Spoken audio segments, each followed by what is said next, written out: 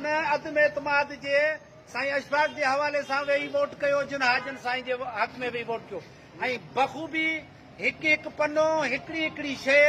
मां साईं खे ॻणाईंदुसि 45 पर्चियूं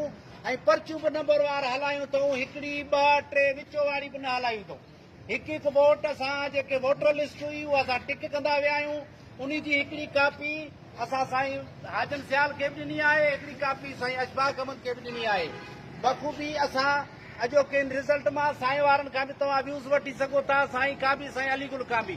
अॼोके इन प्रोसेस मंझां असां सभई दोस्त मुतमइन आहियूं त बख़ूबी हीअ असांजी वोट शुमारी हली आहे साईं वारनि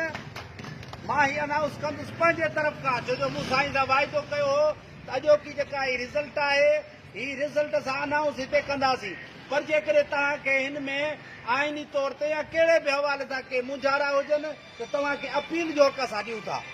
तव्हां भली मर्कज़ खे अपील कजो कि मर्कज़ तव्हांजी अपील ॿुधी आहे उन ते जेकॾहिं को बि फ़ैसिलो तव्हांजे हक़ में करे 15 ॾींहंनि जो मां साईं खे पाण वाइदो कयो आहे एज़ अ मर्कज़ी जनरल सेक्रेटरी पर अॼोकी रिज़ल्ट जेका आहे उहा साईं अशफाक अहमद धामरा जेको जंहिं रिथ पेश कई बेतमादी जी उन चोटी वोट खयां आहिनि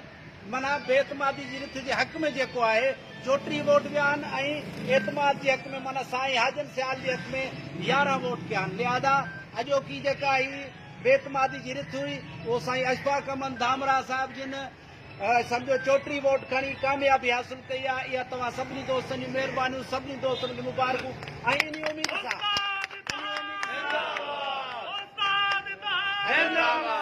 साईं हाजन सियाल लाज़मी ॿ अमल विढ़ंदा त हिकिड़ो खटींदो हिकिड़ो हाराईंदो साईं हाजन असांजो दोस्त आहे असांजो ज़िले जो सदर रहियो आहे मां तव्हां सभिनी दोस्तनि खां इहा उमेद कयां थो त चंद शरपसंद दोस्तनि जेके असांजे तनज़ीम खे ख्वार था कनि सोशल मीडिया ते बि असां वटि स्क्रीन शॉटूं लिखियूं पयूं थियूं उहे दोस्त जॾहिं हुननि ॾिठो तव्हां इहो साबित करे वञो जॾहिं ॾिठो त हाजन सियाल तनज़ीमी उसूल तहत अॼु फ़ैसिलो करे चुको आहे बैलेट पेपर के ज़रिए अॼु वोट शुमारी में हिसो थो वठे त हू गॾ जे सिंगन वांगुरु गाइब थी आहे